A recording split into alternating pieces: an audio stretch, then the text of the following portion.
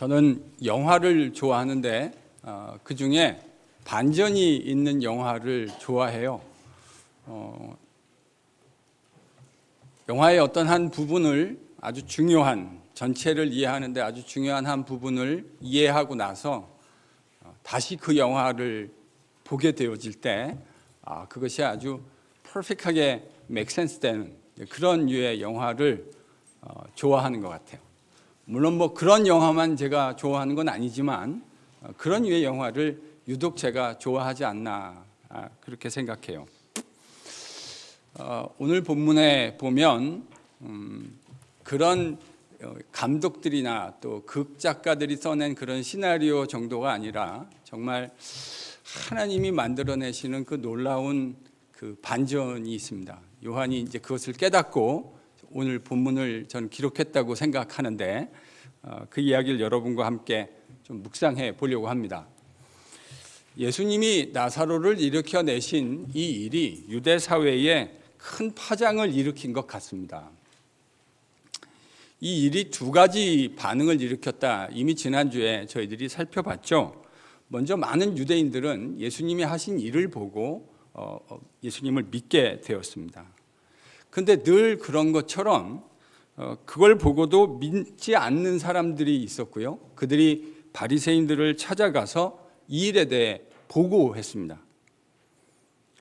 이 보고를 들은 바리새인들이 산헤드린의 공의회를 소집하고 이 일에 대해서 논의하기 시작합니다. 어떻게 우리가 이 일을 처리해야 할 것이냐. 그 내용이 47절과 48절에 등장합니다. 먼저 같이 한번 읽어보겠습니다. 47, 48입니다. 시작.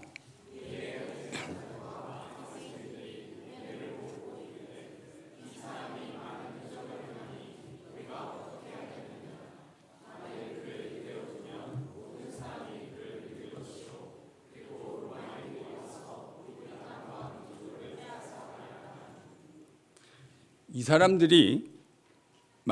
사람이 많은 표적을 행하니 우리가 어떻게 해야 하겠느냐. 만일 이대로 두면 모든 사람이 그를 믿을 것이다. 이렇게 이야기합니다. 저는 이 산헤드린의 반응이 좀 많이 놀랍습니다.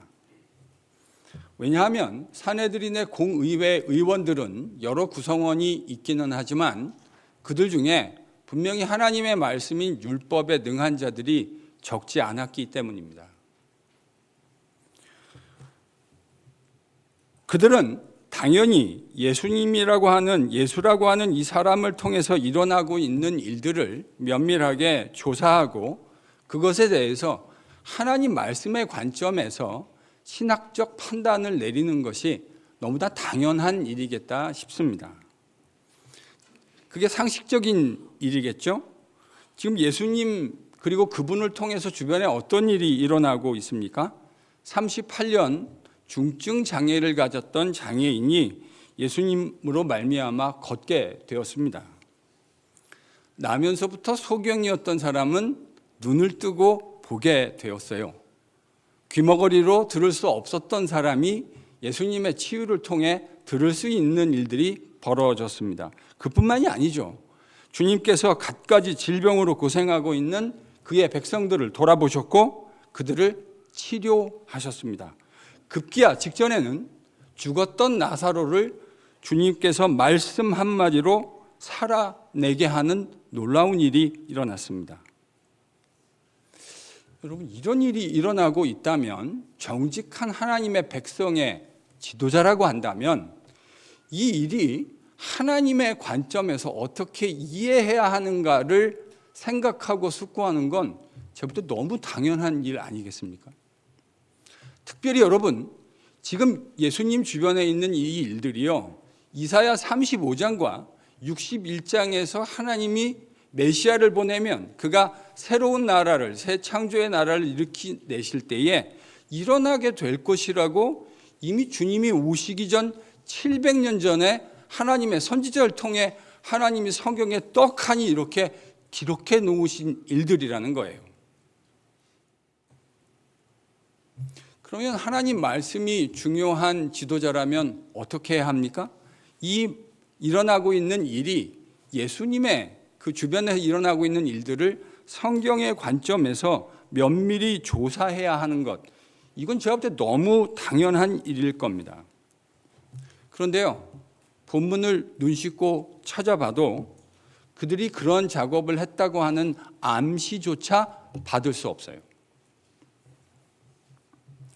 대신 그들이 보여준 반응을 생각해 보면 상당히 정체적이다, 그렇게 생각해요.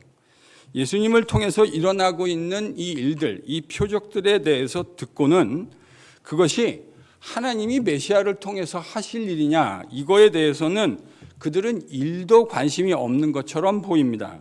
다만 그가 행하는 표적으로 말미암아 일어나게 될 그 일의 파급 효과에 대해서만 걱정합니다. 여러분, 그들이 걱정하는 게 뭐죠? 많은 사람들이 저 예수라는 사람을 믿게 될 거다. 그게 그들의 걱정입니다. 그런데 그 걱정의 중앙부의 핵심에는 사실은 다른 게 있어요. 그게 뭡니까? 이들이 예수님을 믿게 되면 그 자체를 걱정하는 것이 아니고요, 그 일이 로마 사람들에게 어떻게 이해되고 비춰질까, 이게 이들의 걱정이에요. 많은 사람들이 예수님 주변에 몰려들면 로마는 이게 유대인들의 소요로 비춰질 수 있고 해석될 수 있죠. 그러면 로마가 군대를 동원해서 그들을 진멸할 것이다. 그들은 지금 그걸 걱정하고 있습니다. 그렇게 되면 자신들이 지금 누리고 있었던 그 반쪽짜리 기득권마저도 빼앗기게 될 것, 지금 그걸 걱정하고 있는 거예요. 물론 저는 그들에게 명분이 없다고 생각하지는 않습니다. 이렇게 자신들의 정치 권력을 그나마 좀 지켜내야, 그래야 그들이 누리고 있는 로마의 치하 아래서 누리고 있었던 그 평화를 지켜낼 수 있을 것이다. 그들은 그렇게 스스로를 자위하고 있었을 겁니다.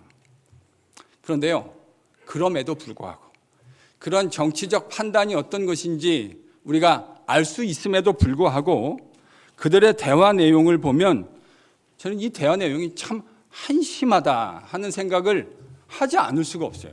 정말로 한심합니다. 이사야가 예언했던 메시아가 행할 일들이 분명히 지금 일어나고 있는데, 그렇다면 그게 뭐를 의미하는 건지에 대해서 신앙적인 관점에서 판단해야 하고 하나님께서 하시는 일이 아닐까라는 것들을 당연히 추측하고 고민해야 하는 게 너무 당연한 건데, 그들에게는 그런 관심이 하나도 보이지 않아요. 저는 그래서요, 이런 걸 보면, 이런 걸 묵상하다 보면 신앙이라는 것이 꼭 많은 증거에 근거하고 있는 것이 아닐 수 있겠다 하는 생각을 하게 됩니다. 우리는 기적을 보게 되면 그것이 신앙을 만들어내게 될 것이라고 종종 착각하는 경향이 있는데요.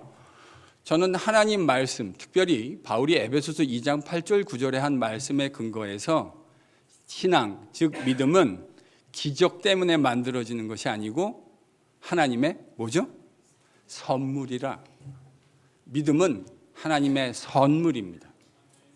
하나님이 우리의 삶 속에 행하시는 놀라운 일들은 그 선물로 주신 믿음이 더 굳어지고 공고해지는 도구일 수 있겠으나 기적 때문에 믿음이 만들어지는 것은 아니겠다 싶습니다.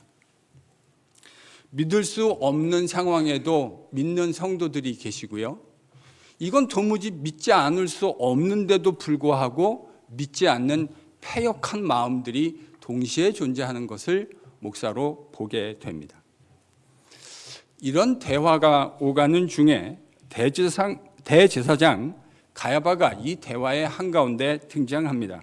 그는 주후 18년에 대제사장이 되어서 36년, 그러니까 꼬박 만 18년 혹은 19년 정도를 그 제사장 직분을 수행했던 사람입니다.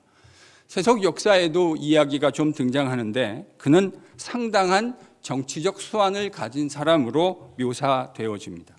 그가요, 이런 이야기를 합니다. 본문 49절, 50절을 같이 읽겠습니다. 시작.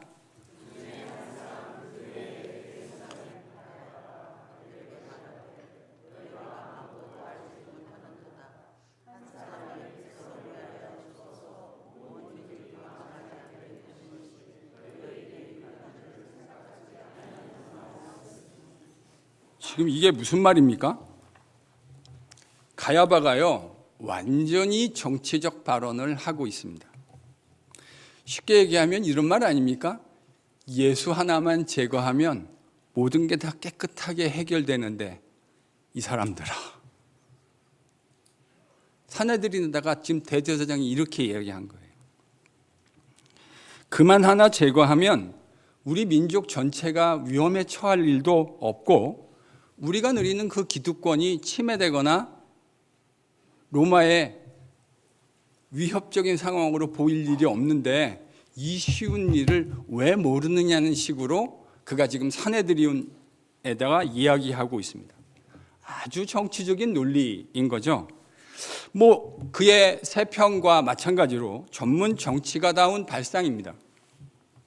그런데 하나님이 세우신 공동체 대제사장의 발언으로는 참 안타까운 말이 아닐 수 없습니다.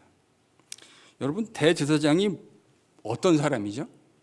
하나님의 공동체의 한 사람 한 사람을 하나님 앞에 바로 세우기 위해서 하나님이 세운 사람이 대제사장이에요.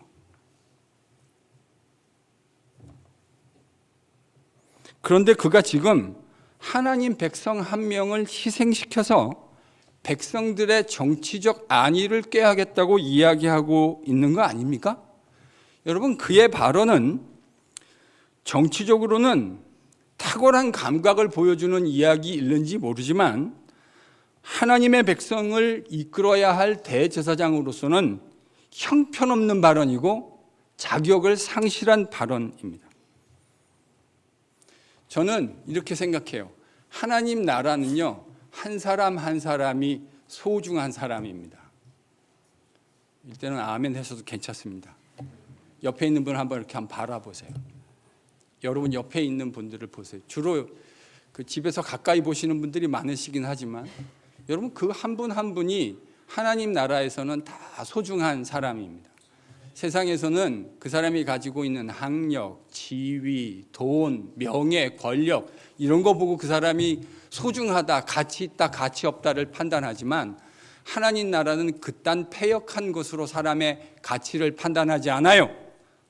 하나님이 지으셨고 예수 그리스도의 거룩한 보혈로 속량하신 사람이라고 하는 이 거룩한 잣대 하나로 사람을 바라보는 것이죠. 이게 하나님 나라의 가치고요. 그래서 제가 제자훈련에 열심을 내려고 하는 이유가 바로 여기에 있습니다. 하나님 나라의 가치를 붙드는 사람 어떻게 알 수 있는가? 내 주변에 있는 사람을 어떻게 대하고 있는가를 보면 그 사람이 하나님의 나라를 추구하고 있는지 아니면 세상 나라를 추구하고 있는지를 알 수 있어요. 여러분, 예수님이 사람을 뭐로 안다 말씀하셨죠? 열매로 안다.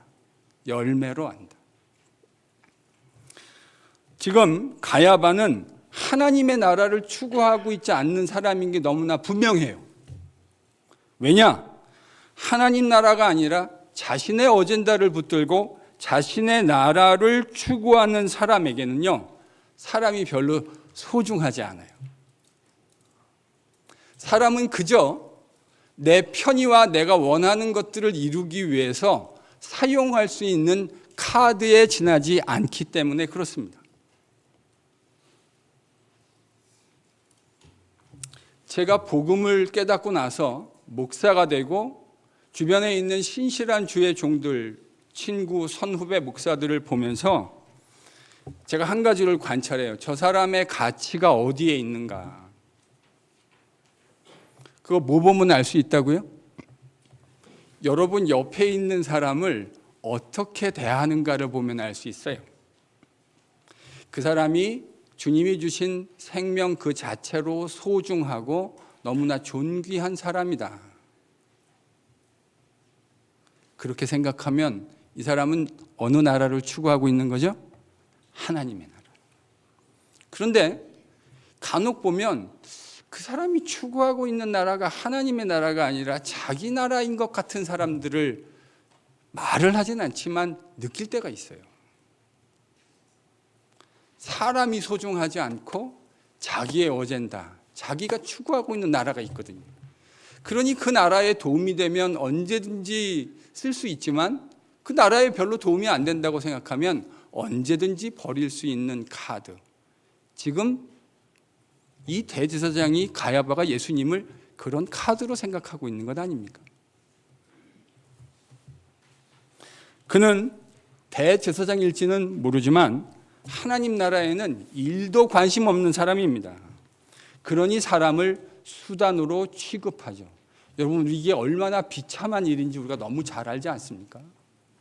사람이 수단이 되어지는 것, 그 자체로 존귀하고 하나님의 형상이고 그리스도 예수의 거룩한 보혈로 구속함을 입은 하나님의 형상으로 회복된 지체라는 관심이 아니라 내가 언제든지 내가 추구하고 있는 나라를 위해서 카드로 쓸 수 있다.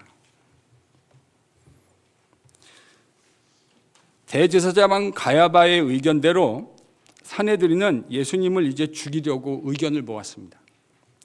이쯤 되면 제가 볼 때 할 수 있는 일은 아무것도 없어요. 본문을 묵상하면 이런 생각이 들어요. 세상에서 의인이 악인들을 이기는 게 참 쉬운 일이 아니겠다.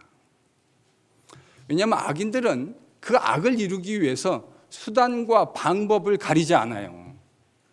근데 의인들은 그렇게 할 수 없지 않습니까? 정도를 걸어야 하고 주님이 기뻐하시는 일인가 판단해야 하고 그 기준에 의해서 삶의 모든 일들을 결정하는 게 하나님 백성인데 이런 악한 사람들하고 같이 살면서 그들의 장꾀를 이겨내는 게 참 쉽지 않은 일이다. 그게 현실이지 않을까 싶습니다. 예수님은 지금 이제 주님을 죽이겠다고 덤벼드는 사람들을 정면으로 직면하셔야 될 위기에 처하셨습니다. 더욱이 그들이 누굽니까? 막강한 권한을 가지고 있던 산헤드린의 공회의 공의원들이에요. 이쯤 되면 더 이상 소망이 없겠다 싶습니다. 근데 놀라운 반전이 일어납니다. 요한도 처음에는 이 일이 일어났을 때 처음에는 이게 얼마나 놀라운 반전인지 깨닫지 못했을 겁니다. 그렇다면 그 반전이라는 게 도대체 뭔가? 그것은 하나님이 악인들의 모의마저도 사용하셨다는 겁니다. 요한은 그 반전을 예수님의 십자가와 부활이라는 것을 경험하고 깨닫게 되었던 것 같아요. 뭘 깨달았는가? 51절, 52절에 그 반전의 내용이 있습니다. 같이 한번 읽겠습니다. 시작.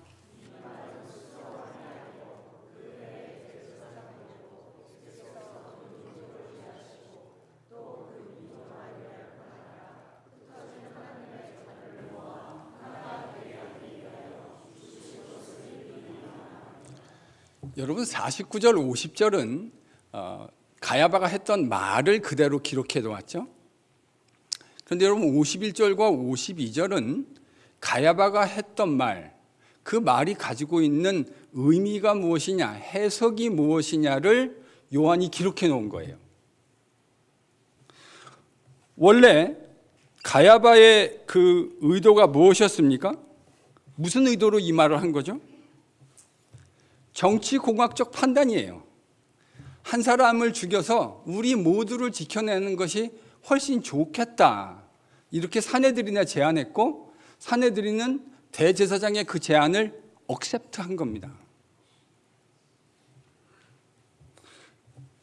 그를 카드로 사용해서 그 하나만 제거해버리면 로마로부터 우리가 받아야 할 이런 불필요한 의혹을 받을 일도 없고 그렇게 해서 정치적 안위와 기득권을 지켜내자.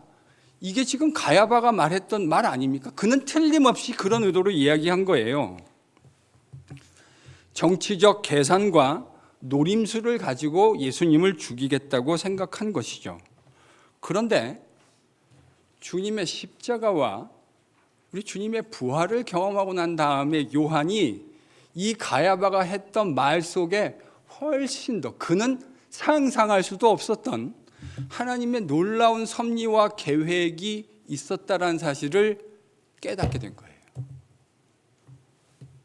여러분 지금 이걸 좀 설명해 봐야 될 것 같아요. 가야바가 누구한테 죽죠? 대제사장, 그 해의 대제사장이었던 가야바에 의해서 죽게 됩니다. 그러니까 예수님은 지금 대제사장에 의해서 죽임을 당하시는 것이군요. 그런데 하나님은 그 대제사장 가야바가 계산했던 그 정치적인 계산, 그 칼큘레이션을 사용하셨어요. 그래서 예수님을 대제사장에 의해서 죽도록 허락하셨습니다. 가야바는 그런 것들을 의도하지 않았지만 그는 대제사장으로서 우리 어린 양이신 예수님을 죽음에 내어드리는 제사를 드리게 된 것입니다. 여러분, 이게 제 해석이 아니고요. 그러니까 이 해석을 줄기차게, 그게 편지를 쓴 신약 성경에 이 편지를 쓴 가장 중요한 목적이 예수님의 십자가가 하나님을 향해 드려졌던 제사였다라는 이 일관된 주제를 처음부터 끝까지 줄기차게 몰아가고 있는 신약의 편지가 하나 있어요. 어딜까요? 역시 일부에도 대답을 안 하셨는데 우리 성도들은 참 겸손하신 분들임에 틀림이 없는 것 같습니다. 다 알고 있는데 다른 형제들이 말할 수 있는 기회를 주시기 위해서 참 여러분들의 신앙의식이 정말 놀랍습니다. 여러분, 제 해석이 근사하지 않나요? 이 비웃음 뭡니까? 히브리서입니다. 히브리서는 2000년 전 예수님이 갈보리 언덕 십자가에서 돌아가셨다라는 역사적 팩트를, 히스토리컬 팩트를 어떻게 인터프리테이션 해야 되는가를 컨선으로 기록된 편지예요. 그게 그 편지의 가장 중요한 목적이에요. 여러분, 십자가에 죽은 사람이 예수님만이 아닙니다. 유대 문헌을 보면 십자가라고 하는 이 형태가 꽤나 빈번히 팔레스틴 지역에서 이루어졌다라는 사실을 보게 돼요. 심지어는요, 여러분, 한날에 사람 800명을 십자가에 일시에 다는 이야기도 유대 문헌에 기록되어져 있어요. 그런데 예수님의 십자가 죽음, 그러니까 다른 사람들과 비교해 봐서 특별할 것이 없어 보이는 그 예수라고 하는 분의 십자가 죽음이 어떤 의미를 가지고 있느냐를 줄기차게 설명한 것이 히브리서예요. 그것은 하나님을 향하여 드려진 거룩한 제사였다.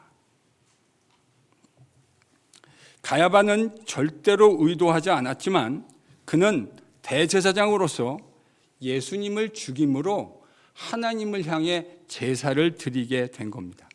하나님은 어린 양이신 우리 주님의 죽음을 사용하셔서 유대인들뿐만 아니라 이방인들까지도 하나로 모아 새 창조의 새로운 드라마를 만들어내신 겁니다. 이게 하나님이 보여주신 놀라운 반전의 드라마입니다. 극작가들이 만들어내는 그런 수준과는 비교도 할 수 없는 차원의 반전 드라마라는 거예요. 전율하지 않을 수가 없어요. 정말 경천동지할 만한 일이고 무릎을 탁 치지 않을 수 없어요.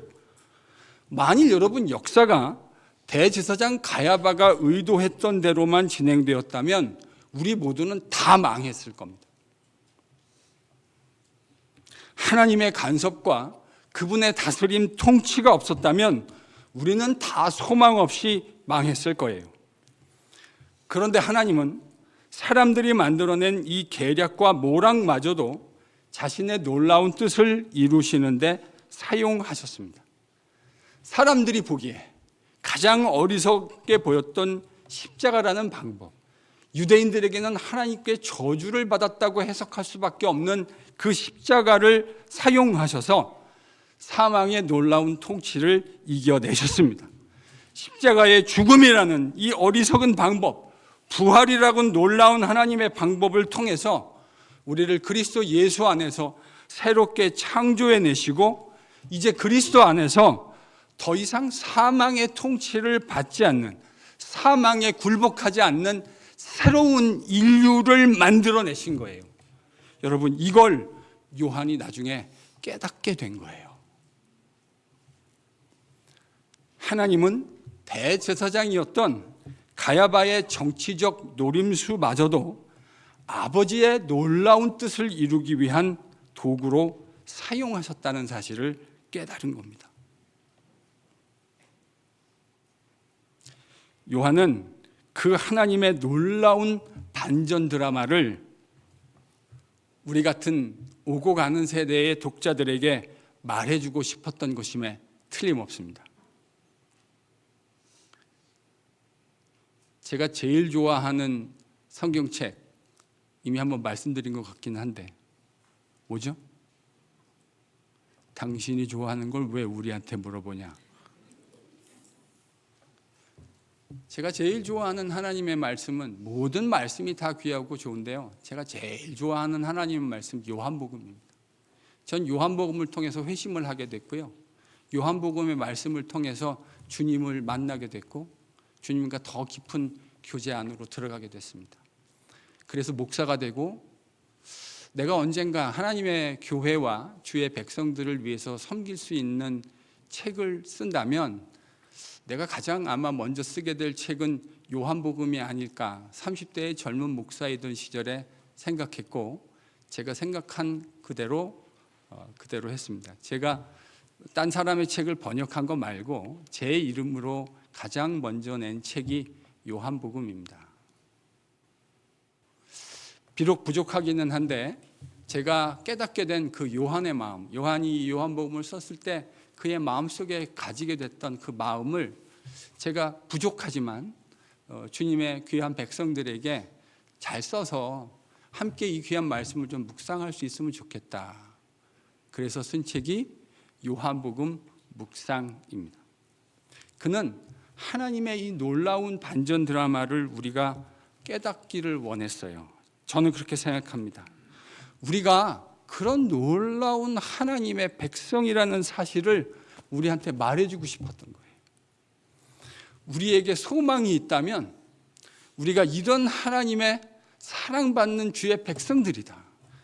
그가 가야바만 사용하신 것이 아니고 우리 삶에 일어나고 있는 모든 일들을 사용하셔서 여전히 그의 놀라운 일들을 이루어내시는 이 놀라운 하나님, 그 하나님이 우리가 섬기는 하나님이십니다. 이 이야기를 해주고 싶었던 거예요. 여러분, 대제사장의 이 정치적 노림수를 하나님이 사용하실 거라는 걸 누가 상상이나 해보았겠습니까? 그 정치적 노림수가 우리를 믿는 자를 구원해내시는 하나님의 놀라운 구원 계획의 일부가 될 거라고 누가 꿈엔들 상상이나 해봤겠어요? 그 계략으로 달리신, 그 결과로 달리신 저주의 상징인 십자가가 저와 여러분의 모든 죄악을 일시에 해결하신 하나님의 놀라운 지혜의 한 부분이 될 것이라고 여러분 감히 누가 상상이나 해보았겠습니까? 여러분, 이걸 깨달은 바울 사도가 그의 편지에서 이렇게 고백합니다. 크도다 하나님의 지식과 지혜에 부요하며. 누가 하나님께서 이 제사장의 계략을 사용하셔서 그것을 뒤집으셔서 하나님이 만들어내실 놀라운 새 창조의 역사의 일부분으로 만들어내겠다. 누가 감히 상상이나 한번 해보았겠습니까?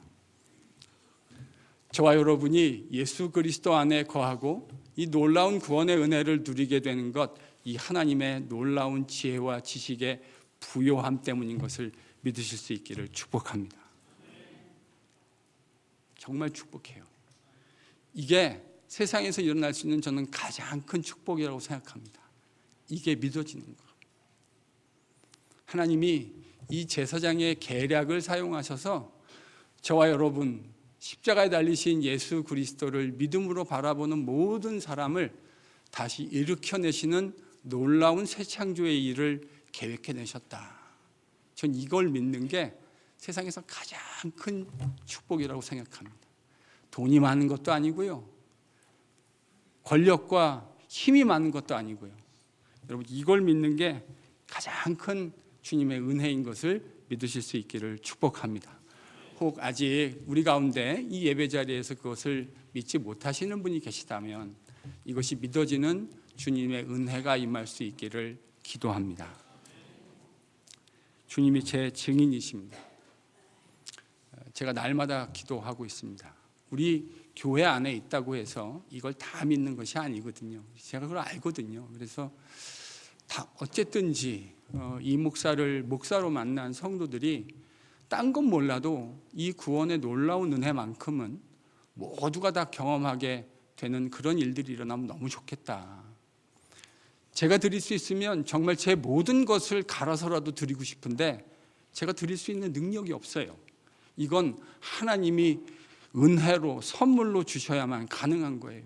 안 믿어지던 일이 하나님이 선물로 주시잖아요. 기가 막힙니다. 눈이 많이 오면, 우리는 눈 많은 데 살진 않지만 저는 눈 많은 데 좀 살았거든요. 이 파킹장 안에, 쇼핑몰 파킹장 앞에 한겨울에 쌓인 막, 우리는 오면 지난번에 보니까 뭐 5인치 왔는데 뭐 난리가 나더라고요. 세인루이스는요. 제가 살던 동네에서는 5인치 같은 건 눈으로 취급하지도 않습니다. 그래도 한 2feet 정도가 눈이 와야 눈이 좀 왔다. 2feet 정도가 오면요, 파킹장에 이걸 몰아놓잖아요. 그러면요, 눈이 산 더미가 됩니다. 그거 볼 때요, 이런 마음이 들어요. 2월달, 3월달에 저는 저것도 언제 다 녹나 저거.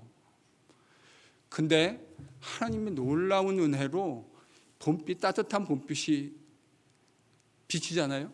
그게 언제 녹을 것 같냐 생각하는데요, 그 며칠 지나지 않으면 하나님이 다 녹여내십니다. 이런 역사가 우리 교회에 예배당을 밟는 그 분들 위해 임할 수 있기를 기도합니다. 여러분도 기도해 주십시오. 여러분들이 아시는 분이 있다면 이 목사의 기도에 여러분도 좀 보태주세요. 우리 한번 같이 기도해 주십시다.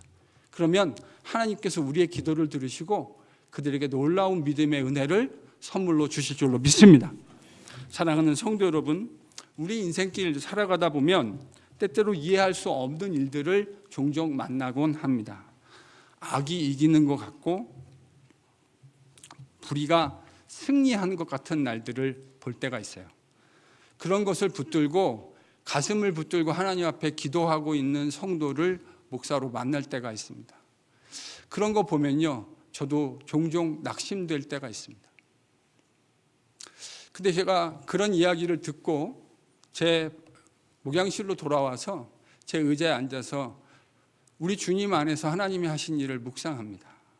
이 가야바의 못된 고약한 생각과 그 계략을 뒤엎으셔서 하나님의 놀라운 구원의 은혜를 만들어내신 그 하나님의 지혜를 묵상해요. 그러면 거기서 소망 한 가닥이 탁 떠오르는 것을 경험하게 됩니다. 그렇지. 가야바의 계략만 사용하시는 것이 아니라 우리가 겪고 있는 삶의 모든 상황 속에서 그것들을 그 위에서 통제하시고 바꾸어내실 수 있는 하나님의 능력, 여러분 그걸 믿으면 주님 의지해서 믿음의 한 발자국을 걸어갈 수 있게 되는 줄로 믿습니다. 옆에 있는 귀한 분에게 이렇게 권면해 주세요. 낙담하지 마십시오. 옆에 분에게 권면해 주시라. 절 보지 마시고 낙담하지 마십시오. 사람들의 악한 계략도 활용하셔서 하나님의 놀라운 구원을 이루어내시는 그 전능하신 하나님을 바라보실 수 있는 은혜가 임하기를 축복합니다. 여러분 그러면 넉넉하게 인생 주님 의지하며 믿음의 한 걸음 한 걸음 내딛을 수 있습니다. 하나님은 놀라운 반전을 가지신 하나님이십니다.